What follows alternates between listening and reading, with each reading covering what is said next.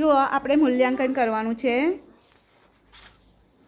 વાર્ષિક સર્વેક્ષણ ગણિત એમાં આપણું છે ત્રીજું બરાબર 20 રૂપિયા સુધીના પૈસા તમે ઓળખો છો કે નહીં? ચલો મને 7 રૂપિયા આપો.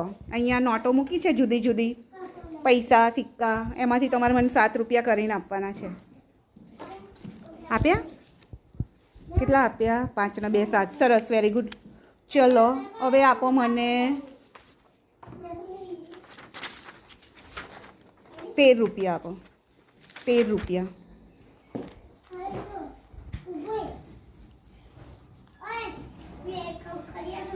સરસ.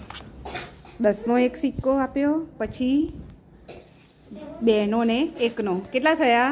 13. સરસ. ચલો 20 રૂપિયા આપો. સરસ.